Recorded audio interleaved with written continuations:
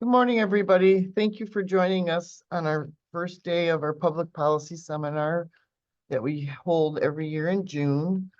We're happy to welcome back Belinda Hawks and Lyndia Deromedi today from the department. Belinda Hawks is the director of the Division of Adult Home and Community-Based Services within BPHHSA at the Michigan Department of Health and Human Services. She has more than 30 years of experience in the Michigan behavioral health system and will provide updates today from MDHHS, insights on conflict-free access and planning, as well as the implementation of the Home and Community-Based Services Rule and other updates. Lyndia Deromedi is the manager of the federal compliance section within the same division and has over 25 years of service to the Michigan's behavioral health landscape. Lyndia has overseen the habilitation supports waiver and behavioral health electronic visit verification, also known as EVV.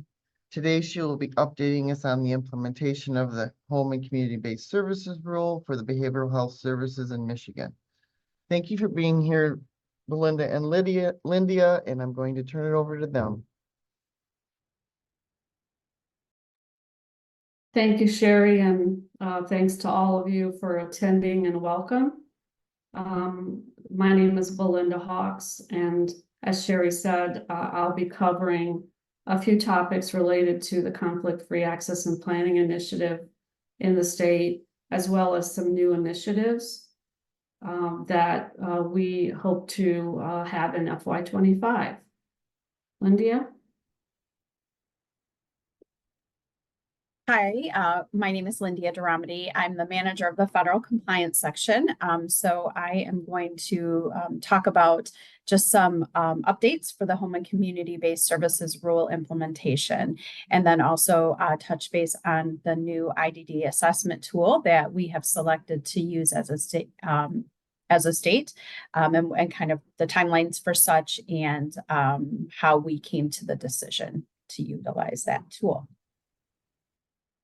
Thanks, Lyndia. I'll go ahead and get started with our first slide, which is just reminding everyone of the conflict-free access and planning requirements. Again, remembering this from last year's presentation, there's a federal rule called the Home and Community-Based Services Final Rule, and the references are here. And one of the specific parts of that rule is that entities are organizations that evaluate eligibility or provide case management services cannot have a financial interest in any other entity that is paid to provide care to that individual. So just to break it down a bit further, the provider organization that is responsible for eligibility and needs assessment and conducting planning activities, which would typically fall under your case management or targeted case management support coordination role, must be separate and distinct from the provider that provides the direct service delivery, which would be things like your community living supports, respite, supported employment, etc. So the department is pursuing a strategy going forward to assure that Michigan is in compliance with this rule. Next slide. So just to again reiterate that the service planning activities for home and community-based services, which are those community-based services that your community mental health organization would be authorizing, including the development of the independent plan of service, assessment, and coordination of services, must be independent from the direct delivery of those authorized services. 2, conflict-free rules, or this rule applies to all organizations conducting HCBS services, whether they are considered private entities or public entities. And that states are allowed through a CMS approval to grant only willing and qualified provider designation. And that's when there is a recognition that in certain parts of the state, there is only one willing and qualified provider for service planning in a particular geographic area that also provides HCBS. In other words, we can't see that separation because there aren't any other available options for case management and direct service delivery. Even in that model, there is an expectation of an application process that provider would have to go through. That application would be submitted to the department and then finally submitted to the federal Department of Community, or CMS, which is the Center for Medicaid and Medicare Services. They ultimately approve that designation. And even in that case, the provider that's granted that designation has to establish their eligibility at some frequency in the future, and move towards a strategy of offering additional choice of providers for the individual served. Next slide. Some basic assumptions and values that we have guiding our work is that this separation that I've talked about is called structural mitigation. In other words, just procedurally and through policy, providing a separate entity that is providing case management versus service delivery is not sufficient, that there must be an ability to show a separation through structural mitigation, that we expect there will be a statewide approach to assure that we're not seeing disparity in different parts of the state, that the designations that I just talked through related to an only willing and qualified provider must be carefully considered, and we will be defining and considering those designations related to the regions in the state that might be applicable, and that we're going to be using existing system structures. So the existing PHP and CMHP structures will be responsible for implementing conflict-free requirements. Next slide. The additional assumptions we have guiding, or values guiding our work, is that we want to strengthen the protections for people served, ensuring that the public behavioral health system is adequately protecting beneficiary choice, which is at the heart of this rule, prioritizing the person's experience, ensuring again that the public behavioral health system prioritizes the experience of people served and their families, and maintaining the viability of the existing public behavioral health system. One thing in these values that I want to be sure to emphasize is, as we move this work forward in the coming months and in the coming year, you as a person served should not experience a disruption in your services. We are working hard to continue to receive information and feedback related to what is the existing landscape of how services are delivered, and as we apply these new standards and requirements, how those might need to shift while maintaining that people have choice and that there are no disruptions in service. Next slide, please. So what are the next steps at this point, or where we are to this point? We conducted and held a work group to really bring stakeholders together in 2019, 2020. And we conducted or concluded that work in 2023 in November. We drafted an initial implementation strategy. And then we also are working with CMS due to a letter that was sent to the Centers for Medicare and Medicaid Services from advocate organizations expressing some concern related to the requirements not being adequately enforced or implemented. And so we have incorporated in our existing waiver and 1959 state plan language, which is up for public comment and renewal, some language related to what our strategy will be going forward. And we're reviewing questions from CMS related to information they've received.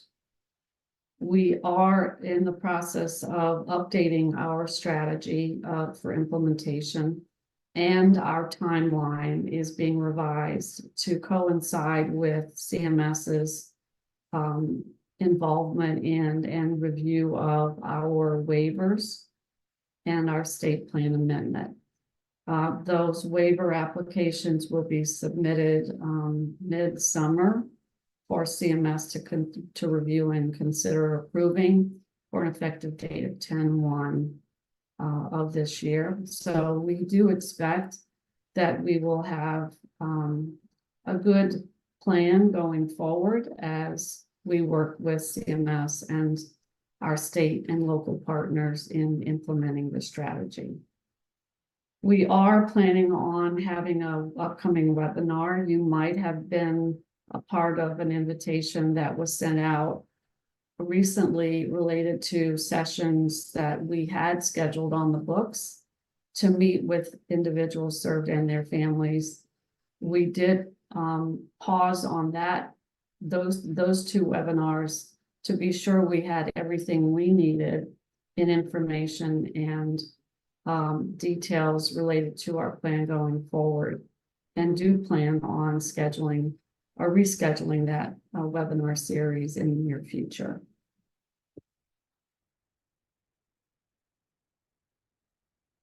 Next slide. The other new initiative that I wanted to make sure folks were aware of is that we are establishing an IDD specialist position, and that specialist will be under my division and reporting directly to me, with a focus area of assuring that they are the subject matter expert on policy and practice improvement, assistive and smart technology. We're looking at some technology first initiatives and how to best support individuals to be in their community and as independent as possible through the use of technology. Quality improvement initiatives, again, oriented towards the IDD population. We are looking at long-term care continuum options. As you may know, we have, of course, our waivers that support individuals in their home and community. And we also have a new benefit called ICTS, Intensive Community Transition Services, and PRTF for youth psychiatric residential treatment facilities. That is a new benefit, again, serving both IDD and individuals with a serious emotional disturbance and SMI. However, when that benefit is used, it has it's short term. It is only for 180 days, and at that point, the person has received appropriate treatment to stabilize and move back into their community. And in some cases, that community option is hard to find. So we are looking at some more long-term options that would be able to support the IDD population in particular. And so this specialist will be focused on building, looking at research and building up that particular part of the continuum. This specialist will also be available for training and case consultations across the state to our CMH and PIHP partners, as well as to individuals and families who need to reach out to talk through and be bringing to the department concerns and questions that they might have related to benefits or utilization or access to behavioral health services.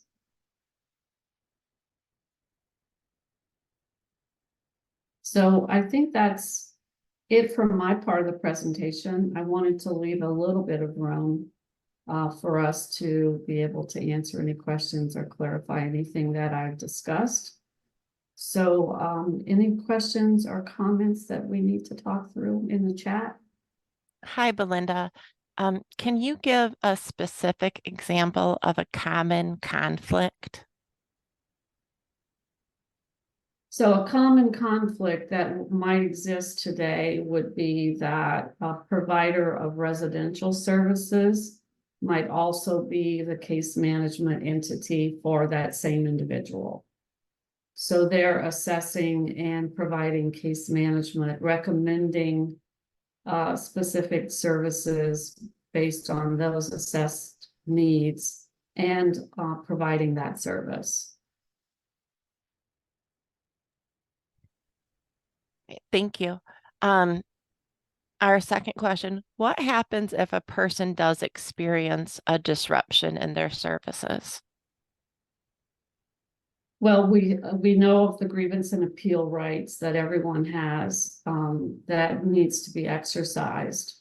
Absolutely, when services are disrupted for any reason, including if there is a lack of choice of provider.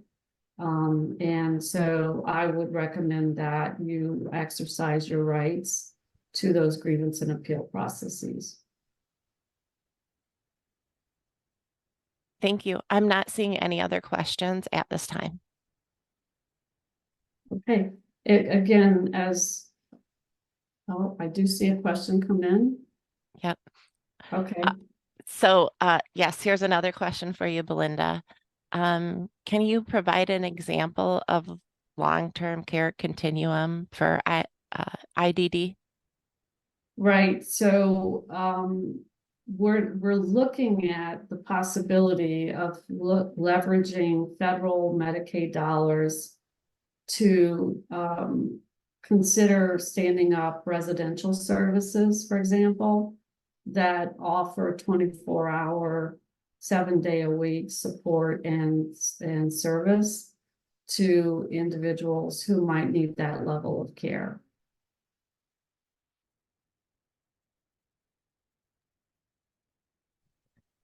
Thank you. Another question about the revised timeline that you mentioned. Right now, the participant has an understanding that there's a 10/1 implementation date. Do you expect a delay of that? We do. I think that we will work towards the PIHPs submitting implementation plans to the department so that we can begin to review and approve what the strategy will be for those PIHPs, perhaps by 10/1.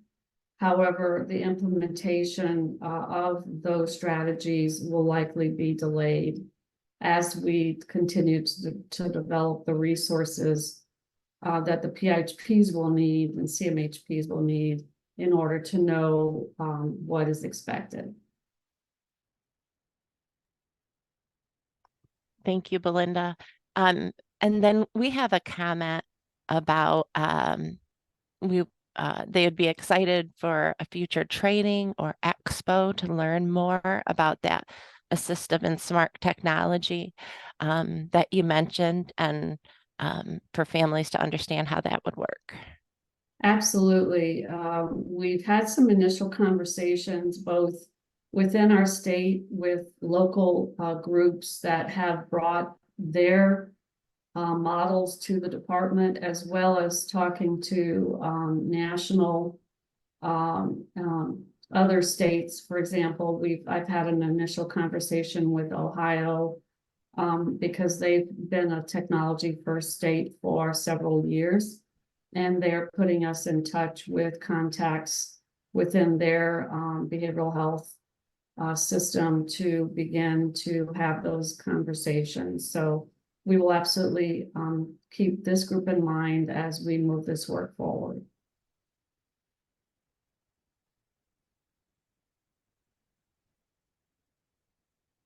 Okay, another question related to the conflict-free. Is there assistance for capacity building for direct service providers and case management? Um, and then a comment, often it's difficult finding providers in those situations due to complexity. Right. I understand the workforce capacity issues in general have been an issue for several years, and it exacerbated under the public health emergency.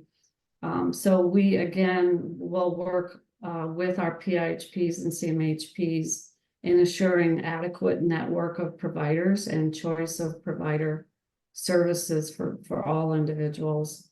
There is not one answer, but I do think there are several initiatives through the direct care wage increase and other initiatives that I think will hope to support and provide us with a rich provider network.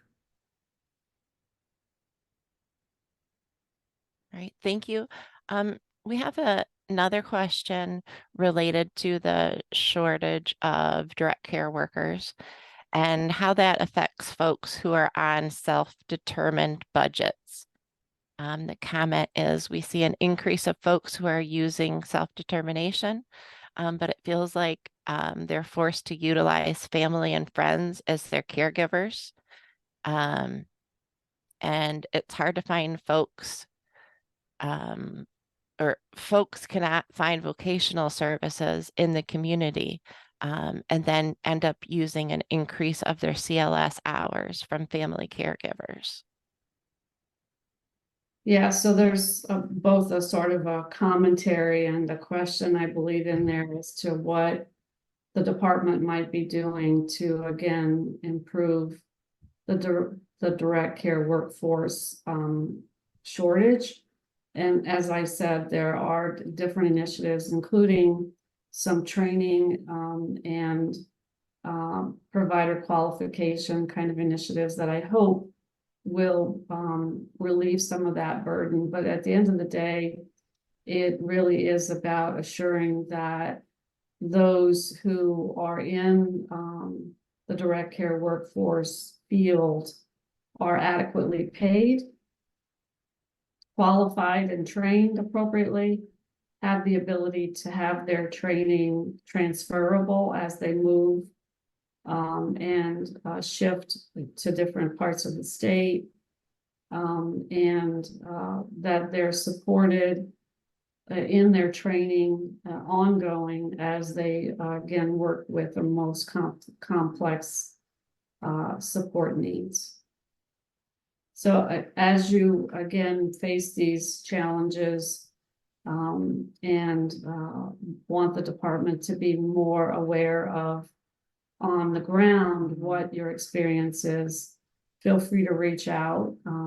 Again, you can reach out to me at my email address, and we can talk through again initiatives going forward that might be supporting the workforce going forward.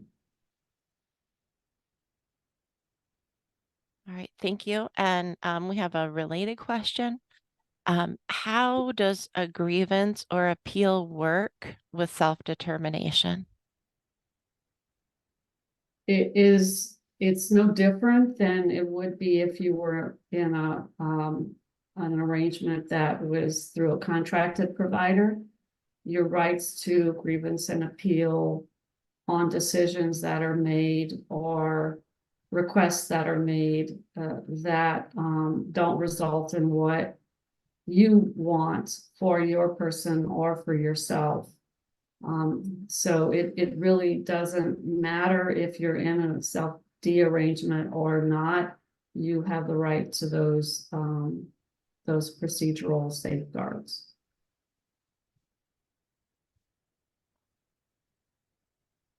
Thank you. Belinda, do you have any idea when that IDD specialist position is going to be posted? I'm hopeful that we can see a posting in late summer. Okay. It is really dependent on civil service and their ability to establish that position for us to recruit.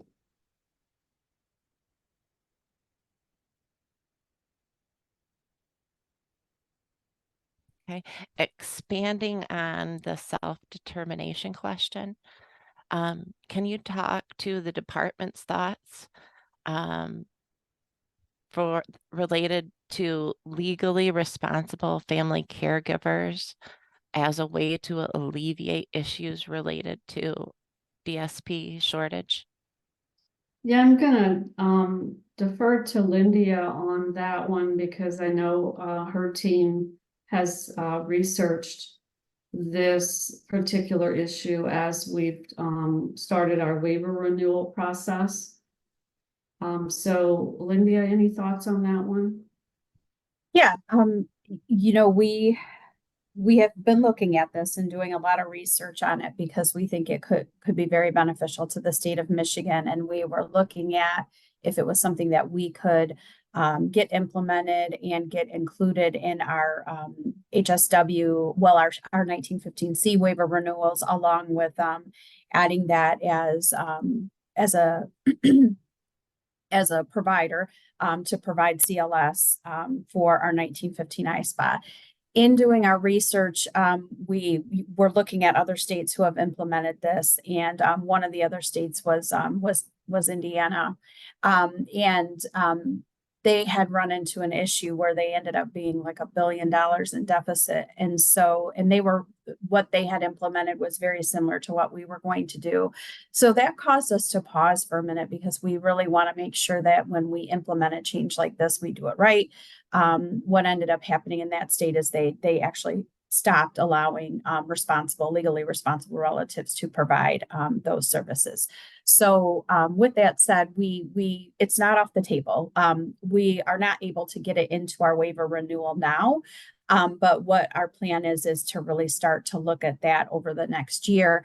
I think it's important that we get in front of, our PIHPs, our CMHSPs, individuals served, their family members, to look at expanding that as a possibility for staffing. Again, we just need to ensure that we move forward in the best way possible, because the last thing we want to do is implement a change that is not able to be maintained for the duration of the waiver, or even longer term than that. So it's not something that you'll see in the waiver renewals, but it's not but it is something we are looking at and we are seriously considering, because we want to make sure we do it right, and we also want to address the staffing shortage, and we think this is one way we could do that.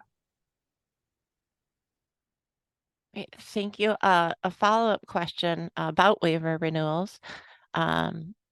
It's noted that there was a discussion of an HCBS needs assessment in the waiver renewals, and that this is to be done by someone other than the primary case manager. Can you talk more about that? Belinda, you want me to take that? Okay, so in these situations, keep in mind all of our C waivers are HCBS 1915C waivers. So there's the home and community-based services requirement component for our waivers. through our state plans. It's also under the K authority. So when you see something that says an HCBS assessment, it's really just saying a home and community-based services assessment. And it's assessments that we do to determine, qualifying and eligibility for waivers, qualifying and eligibility for services. So that's what they mean by that. In terms of that language has actually been in place. It's currently in place in our waiver that's active now, our HSW waiver that's active now. It's also identified in our 1915 ISPA services. And that's part of the conflict-free requirements that CMS is telling us, or is enforcing us to implement, that the person who's completing that assessment is separate from the person who's providing case management services and writing the plan of service. They want that conflict, so when somebody, or that conflict free to occur, so the person who's doing the assessment is impartial and they're just doing the assessment to determine what that person's needs are. So it's separate from the person who is doing the plan of service and putting in the authorizations and the requests for those services. Right, another question about conflict-free. If MDHHS wants a statewide approach to that, it sounds like PIHPs could submit different approaches to meet that rule. And how will MDHHS address that part of the implementation plan? Right, so depending again on the procedural and structural mitigation sort of parameters that the department sets, it is possible that a PIHP could submit a plan that is unique to the needs of the regional CMHP and individuals and families within those regions. However, there is a limit on the variation of those models. Basically, we understand that the current landscape is the CMH is either a direct provider of all services, case management and direct service delivery is provided by the CMH, or there's a hybrid approach where the CMH maybe provides some of the services like case management, but not the direct service delivery. And sort of that third approach that's existing now is that the CMH may deliver no services directly and contract everything out. And so with those scenarios, what would be possible or permissible going forward is what the department will be designing and designating. And then within those parameters, the PIHP strategy will have to live. Thank you for that clarification. We have another question about the long-term care continuum and the need for 24/7 support. Does that include residential care outside of the family's home, things like licensed group home or other residential facilities? Yes, absolutely. That's probably the primary focus is licensed residential options.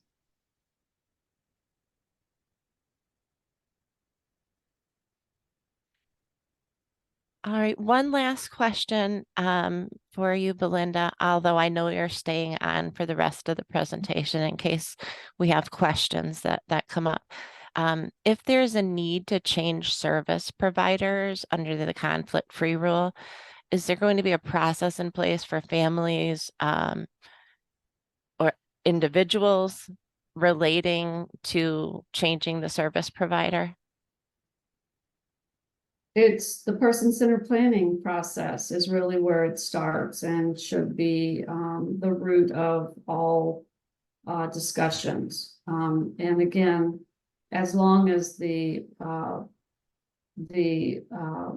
pieces of or the expectations or requirements of the rule are followed, in that when you need to change for a provider, either for case management or for direct service delivery, you consider and should be supported in considering your choices as they have to do with making sure that conflict-free is avoided.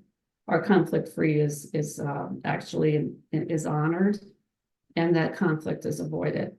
For example, if you're going to need to change your CLS provider, assure that the new CLS provider is not also a case management entity providing services to you.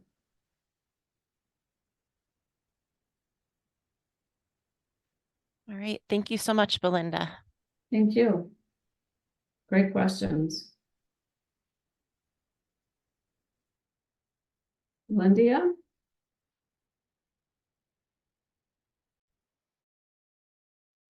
You're on mute.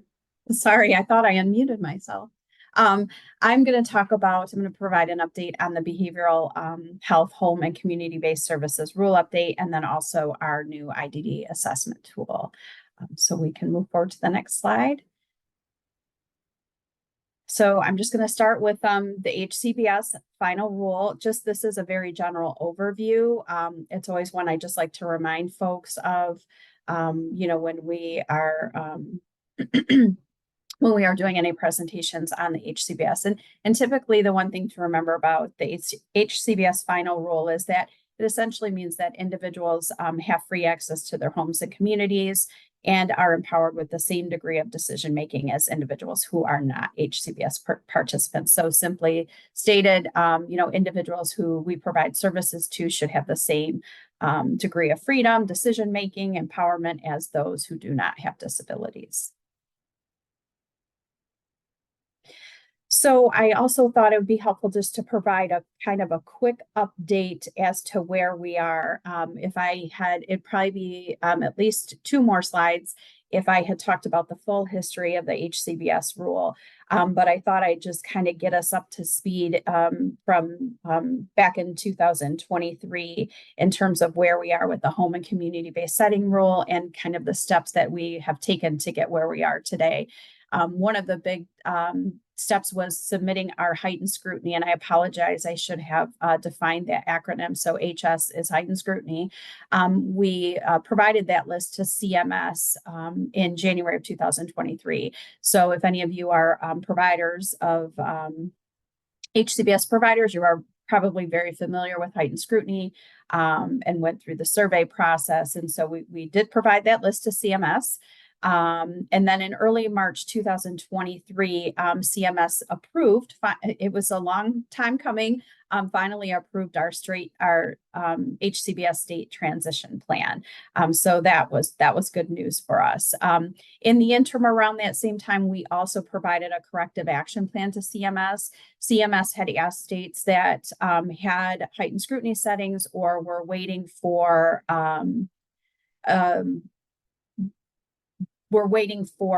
review of heightened scrutiny settings to submit a corrective action plan to CMS to talk about that transition timeframe if any of those settings were found not to be able to overcome heightened scrutiny. So that was really what that corrective action plan was to CMS. It was talking about what our transition plan would be. They had some other information that we needed to provide. So we did that. We provided that to CMS. And then on March 17th, of course, the HCBS rule was in full compliance, meaning the 9 years previous to that we had spent planning, preparing, the rule finally became effective, which means we are in the implementation of the rule and that the focus is on monitoring and compliance that the HCBS rule requirements are being met.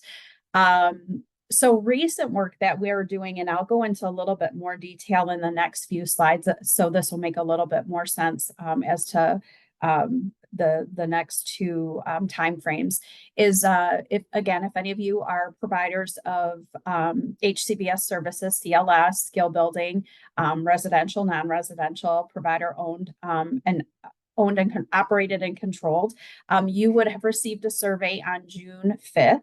And this is kind of our start in terms of moving forward with our monitoring. And so what we wanted to do from a state perspective is to be able to identify those settings as a state and be able to identify the features of each of those settings. So we need to create a statewide database, and that way it will help with our monitoring and tracking of those settings and compliance.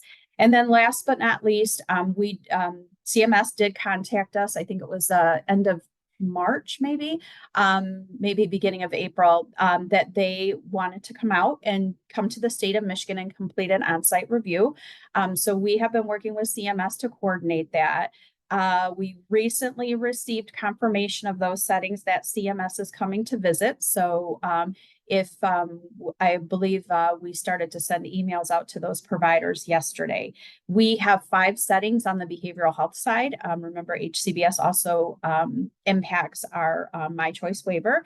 And so we have 5 settings that CMS is planning to come and do their site review for. And they will be here July 15th through the 19th. And they're coming to see 5 of our settings, 3 of the My Choice waiver settings. When they come to visit all of these settings, they have been very clear that they don't want to disrupt services for the individuals we serve. So it will be the CMS representatives that will be there, in addition to 2 members from the department. But we have asked the CMHSPs and the PIHPs not to come to these site reviews, just because, again, we don't want to disrupt services. We want to make it as natural as possible. And when CMS is there at those settings, they will be looking at plans of service. They will be talking to individuals served as well as staff.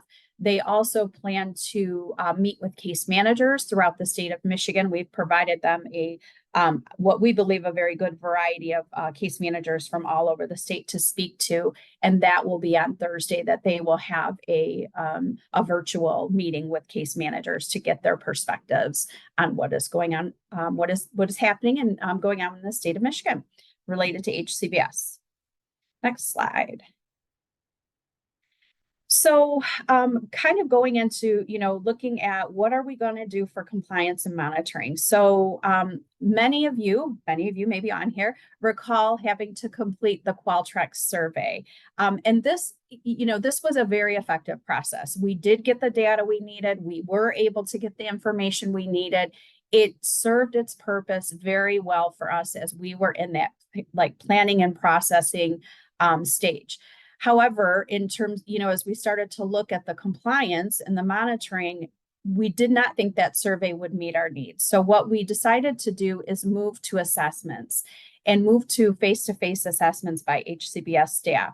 So we're looking at 2 assessments. One is an annual physical assessment, and the other is a 3-year comprehensive assessment. And again, I'm going to go into a little bit more detail in the remainder of the slides. And again, why would we do this? If we had something that worked for us, why would we change? Well, we really needed an assessment tool that we could clarify any questions or issues in real time. One of the things about the survey is that it was kind of the survey would need to be completed. We'd have a time frame in which, everybody could complete it. We'd have some kind of, I'll call it, cleanup work to do. And then we would get the data from the survey. So it took some time for that process. And so we feel this way, by this new process, the physical assessment and the 3-year, we will be able to get more real-time issues. So if there is a false non-compliance, we can address that right away. So it's not the provider having to go through the whole process of reviewing the data only to say, no, that this was a false non-compliance. We can handle that right away and address that right away. Remediations can also be implemented in more immediately. It really eliminates the opportunity or the possibility of settings falling through the cracks. It also encourages open dialogue in real time so providers can get their questions answered. And I think it also increases the opportunity for technical assistance and guidance. So again, if a provider has a question about something, they can ask it. There is going to be somebody at their setting who's going to do a physical assessment, so they can ask those questions at that time. Next slide, please. So the physical assessment, let's talk about that for a minute. So the intention of that is to review the physical structure of the setting. So what we're doing is we're looking at it to assess compliance. And these are going to be done by our PIHP and our CMHSP HCBS leads. And so what they're going to be looking for is, are there keyed locks on the doors? Is there an open kitchen area? And if not, are there locks? And what are the reasons for the locks? Are there any barriers from keeping the individual from accessing the public areas of their home? So anything indoor, outdoor, and then is there a current signed IPOS on site for every participant? And also, if there are setting-wide restrictions in effect, why? Because if somebody needs a restriction, it should be specific to the individual and not a setting-wide restriction, because that is not home and community based. So there is an opportunity for a reduction of the assessments. If anybody on here is a provider, you might be thinking, oh my gosh, I'm going to have, 5 PIHPs coming at different times of the year to assess my home, especially if you serve multiple or individuals for multiple PIHPs or CMHSPs. We are looking to determine ways to reduce that to one assessment. But again, it is up to the PIHP or the CMHSP. So perhaps you enter into a new contract with the CMHSP. They may want to come out and just do a physical assessment, even if another one has been done. But let me say to you that as we have talked about this process, we are trying to look at ways to eliminate that. I don't think anybody wants to create any more administrative burden or any undue stress to our providers or to our individuals served. Next slide, please. So the 3-year comprehensive assessment, this one is specific to the individual. So again, annual assessment looks at the setting. The 3-year comprehensive is specific to the individual served. So we're going to be looking at the person's experiences in the settings and the services, and are they receiving those services in a HCB compliant way? So again, we're going to look specifically at the individual. Can the person come and go as they choose, either within the house, outside of the house, in the yard, and also to the greater community? Is there evidence that the person chose this setting or chose this provider of services? And are there restrictions on the person? And if so, we want to look to ensure there's evidence to ensure that the restrictions are clinically and medically necessary and that they followed all of the requirements related to this. For those of you, in terms of the assessments, who will receive the assessment. So it's any provider that provides CLS or skill building. So again, you're looking at your specialized residential homes, your provider owned and operated, and any skill building providers. Next slide, please. So I did include a quick resources page, the MDHHS HCBS webpage. So this is for behavioral health. Again, I mentioned my choice waiver also has to align with HCBS compliance. So we created a web page just for behavioral health. So it was a little bit easier to navigate through. There is a lot of information on there. I'm not going to lie about that, because there's been a lot of information we've gathered in over the 9-10 years of planning and implementation. So we have tried to we have updated that web page to make it more user friendly, but there is a lot of information on there, and one of our attempts was by separating behavioral health. And then also we do have an HCBS transition email that is answered by department staff. So if you have any questions specifically about HCBS, or if I don't have time to address all the questions, this is a good email for you all to utilize if you have further questions about what I presented. And then next slide. So I want to touch briefly on our new IDD assessment tool. And I'm happy to share the process in which we came to this determination, because I think we really did I'm really proud of the process that we used, because it gathered input not just from the department, or it was an exclusive department decision, but we really had a very collaborative effort in getting to this decision. So I'm glad to be able to share how we came to this decision, because I think it would be helpful for those to know. So many of you may be aware that we selected the HUDOS 2.0. I love that name. But that stands for, it's a assessment that was created by the World Health Organization, and it's a disability assessment schedule 2.0. But for short, HUDOS 2.0. You're probably going to hear that more frequently than World Health Organization disability assessment schedule. And so who will we be using this for? We're going to be using it to determine eligibility for the Habilitation Supports Waiver in the 1915 ISPA. And again, in terms of eligibility for the HAB waiver, it's really looking at those that would potentially be eligible for the HAB waiver. There's going to be some additional requirements related to that. Sorry, I should have silenced my personal phone. And then also this is going to be used in conjunction with the person-centered planning process. So again, to help inform person-centered planning. This does replace the supports intensity scale for adults. So we were using the SIS-A. And I just wanted to provide a little bit of history as to like, well, what happened? Why are we choosing a new assessment tool? But back in March of 2023, we concluded the contract to utilize the SIS-A assessment tool for adults.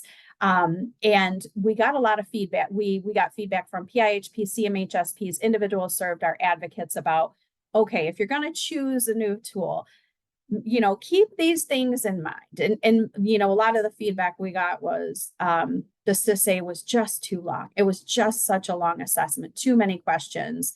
We weren't really, why did we do that? And what was the reason? And how did we use the data? So lots of things about that.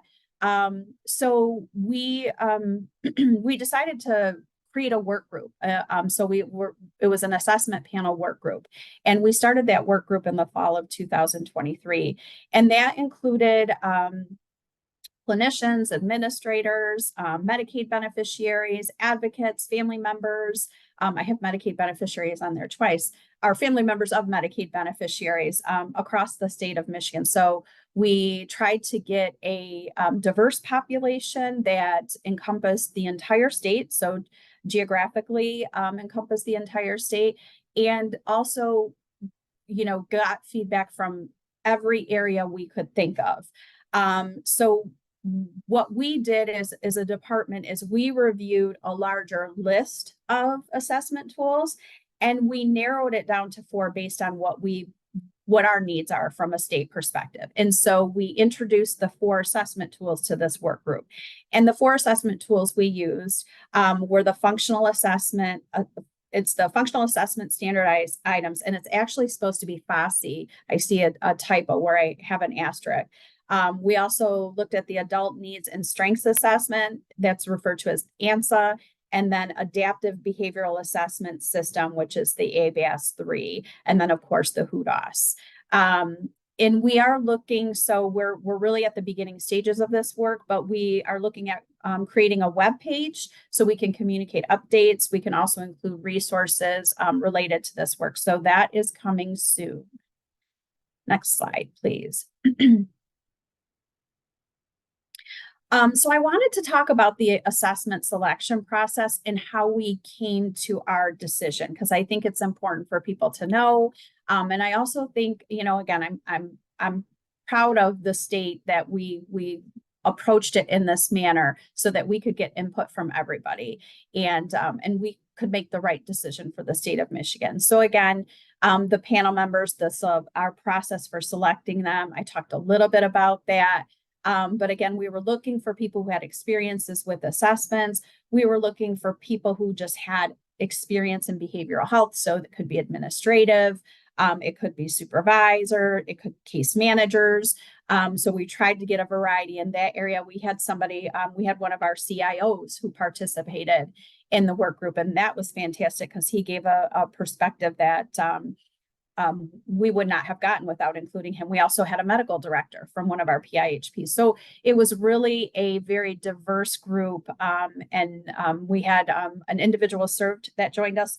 Fantastic. Like the information we received from him and the perspective was awesome, as well as from the family members and advocates. So we ended up narrowing it down to 20 panel members. And again, we selected that in 2023, September of 2023, and then we began the work in October 2023. And it was fast. Like, they had a lot of work to do in 2 months, and they did it. I mean, the commitment from this group was amazing. And again, we're so appreciative of it. Talked a little bit about how we narrowed it down, and that's repeated on this slide. But then we when we had the panel look at this, we wanted them to look at 5 key areas that we thought were important from a state perspective to consider for each assessment. So the first was the scientific acceptability. So is the assessment reliable, valid, adequately studied? Does it measure outcomes? We wanted to ask about needs areas. Does the assessment include questions about relative needs area? What is the usability at the person level? So, you know, how many questions? How long does it take? Like, how is this going to impact someone's life to have to go through this assessment? What is the frequency of the assessment? And then also, what's the feasibility at the systems level? Like, what are the training requirements? How efficiently can data and scores be exported, and how can they be used at, you know, the CMH level, the PIHP level, the state level? And then, of course, the person-centeredness. So is this assessment accessible? Is it dignified? Is it respectful? Next slide, please. And then, and I see we're like 3 minutes out, so I'm going to probably go through these really quick. But we went through, and our first process is we examined the assessments. Again, we had 4 breakout groups. So each breakout group was responsible to oversee each assessment. And so they looked at several different things. And they looked at all of the 5 areas that I mentioned before. They did this in November and December. They had their meeting times. We had we used our Teams format to create a summary of documents. So the panel members could go in and out of there anytime they wanted. They could review that. They could also see what other panel members were adding. They could communicate with each other through the panel. And then we went to the review stage. Once all that was done, we reviewed it in January 2024, and that's where each breakout group presented their assigned assessment to the entire panel. And the process we had for that was consistent across the board. We had a very structured PowerPoint presentation that they had to use. So, you know, if somebody was really good at PowerPoint, they couldn't like add a bunch of great, you know, you know, I don't know, creativity to it to maybe influence other people. And after each group presented theirs, we had questions that they completed through a survey. And then we had them rate each of the assessment tools. And then to close out, we reviewed all of the data at a high level. And then they were offered additional opportunities to provide their insights and narratives on the each assessment. Next slide. And here just talks about what we did. So from January to March 2024, this is what the MDHHS team did to make their decision. And so again, we did use the panel scores. We did look at the feedback, and we did utilize, and you can see the questions that we asked in each area to make our decision. So again, I apologize for going through this so quickly, but I want to be able to finish in time. And then just this is a general implementation. So we are working on defining our implementation details. We're going to start to gather the steering committee for this work. And so that's probably going to occur in the fall of this year. We'll launch that steering committee in winter of 2025. And then in spring 2025, we're going to start that training process with implementation scheduled to occur in the fall of 2025. Again, this is a very tentative timeline. It's very general. We anticipate this is going to change as we get further into this process. Thank you, Lyndia. the next presenter does not start till 10:30, so we have a little bit of leeway and time for questions. So circling back to the beginning of your presentation, can you clarify how many sites CMS is visiting and how many are My Choice and how many are other? Yes. So for behavioral health, CMS is visiting 5 sites. And for the My Choice waiver, they are visiting 3. So CMS is coming, they're seeing a total of 8 for the state of Michigan.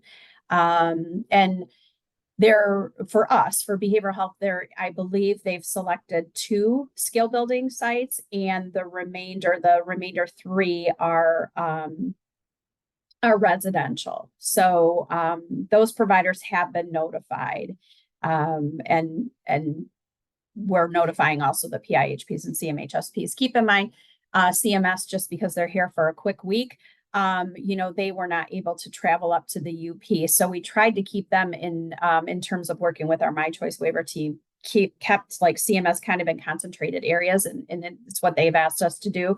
So we provided settings to them that were west side of the state, central, north of the lower peninsula, and then kind of the southeast Michigan area. And then CMS chose those settings from the ones we provided. I'm not sure if this next question is best for Lyndia or Belinda, but we have a question about the folks who live in their own homes and have a provider, and there's a requirement that the overnight providers stay awake. Is this new, or could somebody please speak to that?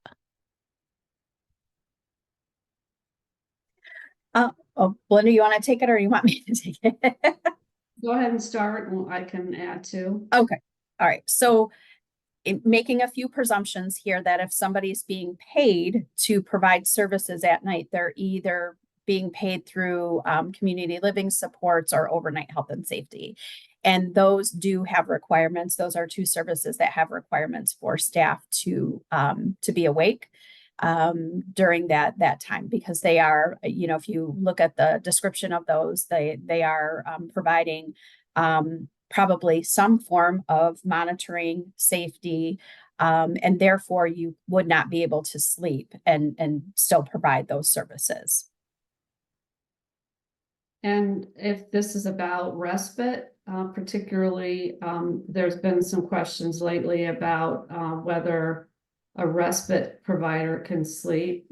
We are exploring options, but for now, the policy has always been that if you're receiving Medicaid funding as a provider, you must be awake. We understand, of course, that there are times when you might have respite being provided by a family member or a friend. However, they are considered a Medicaid provider at the time that they're rendering those services. So we're trying to think of a way forward, much like you would for someone who goes to an out-of-home respite stay. What would be the options related to being able to sleep as you might in a family home or in a camp or out-of-home respite setting.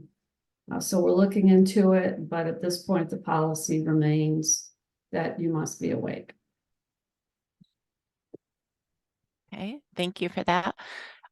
We come back to a couple questions about HUDAS 2.0. Is this an assessment tool just for eligibility, or is it also an assessment tool for planning services?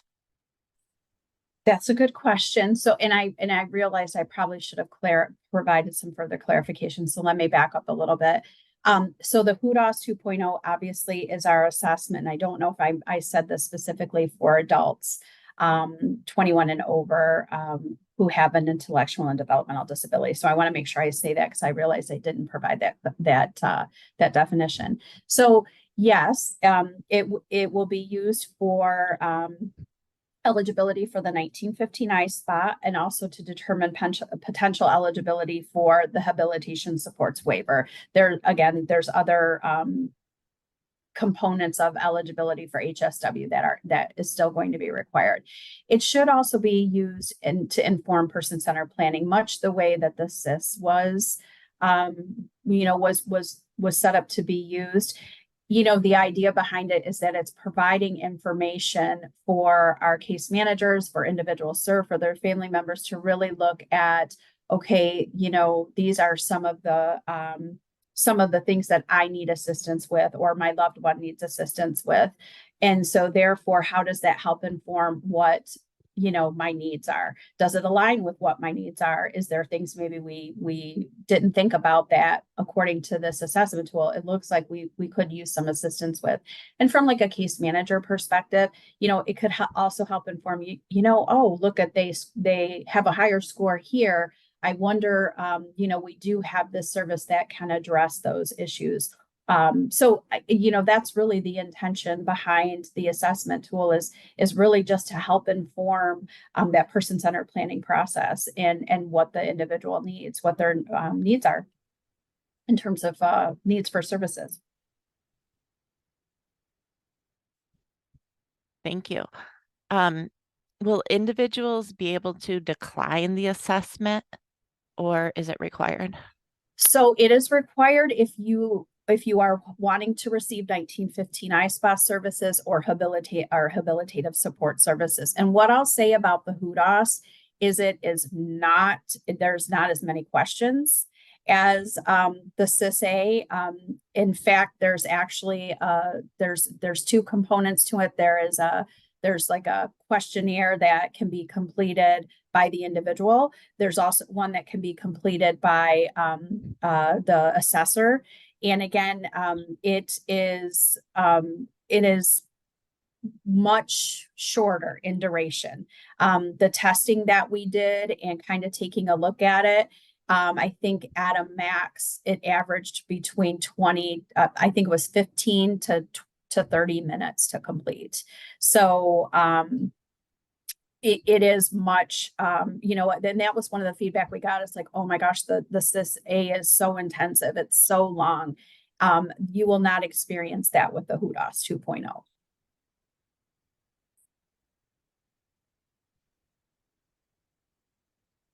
All right, thank you so much. I'm not seeing any new questions, but I am seeing a repeat of a question that we've already talked about. What is the timeline for the EVV verification? Oh, so that's a new one. So EVV verification is for behavioral health. We are going live on September the 3rd. And there's some communication that is in the process of going out regarding the claims and billing portion, because I think that's a big concern for folks. But I'm hesitant to say anything, but I think it was mentioned in one of our meetings, but we're going to pause on that. So you'll still need to be required to get into the HHAX system. And you'll still, we are still planning to go live, but the claims part is being postponed until we can work through through the process. Right.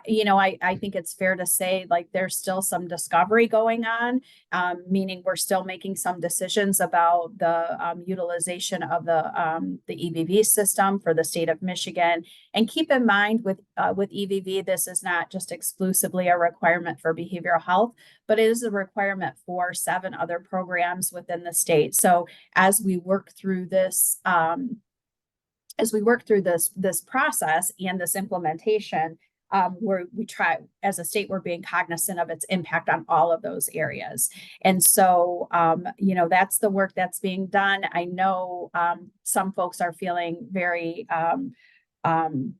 frustrated by it, and I completely understand that. But we are trying to work on keeping ongoing and updated communications and providing that to our PIHPs and CMHSPs as it occurs, and as well as working feverishly to be able to get this implemented as a state.